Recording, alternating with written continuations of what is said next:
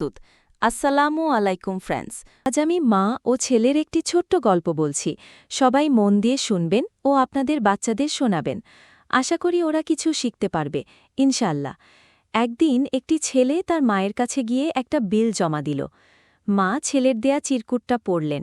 ছেলে লিখেছে, ১ গাছে পানি দেয়া ১০ টাকা, দোকান থেকে এটা ওটা কিনে দেয়া ১৫ টাকা, ছোট ভাইকে কোলে রাখা ৪০ টাকা, ডাস্টবিনে ময়লা ফেলা ২০ টাকা, পরীক্ষায় ভালো রেজাল্ট করা ৫০ টাকা, মশারি টানা ৫ টাকা, মোট ১৪০ টাকা।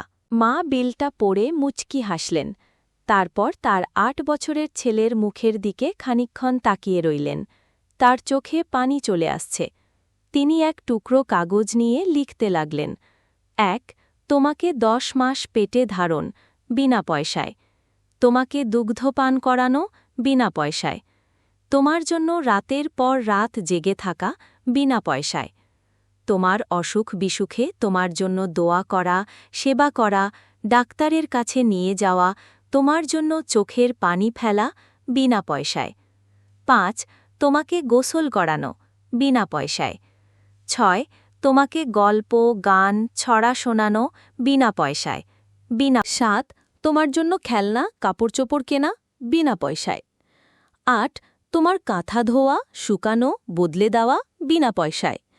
৯ তোমাকে লেখাপড়া শেখানো, বিনা পয়সায়। এবং তোমাকে আমার নিজের থেকেও বেশি ভালোবাসা, সম্পূর্ণ বিনা পয়সায়।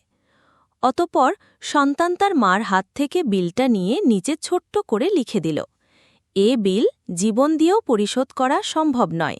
তো বন্ধুরা, গল্পটি থেকে আমরা কি বুঝলাম? মায়ের ভালোবাসার কোনো মূল্য হয় না।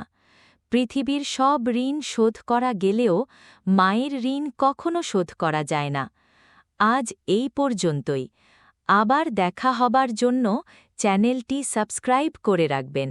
লাইক, কমেন্ট এবং শেয়ার করতে ভুলবেন না যেন। আল্লাহ সবাইকে নেক হায়াত দিন। সবাই পিতামাতার সম্মান করুন। আত্মীয় পরিজন নিয়ে সুখে শান্তিতে থাকুন। আল্লাহর কাছে এই প্রার্থনা করছি। আমিন ফি আমানিল্লাহ।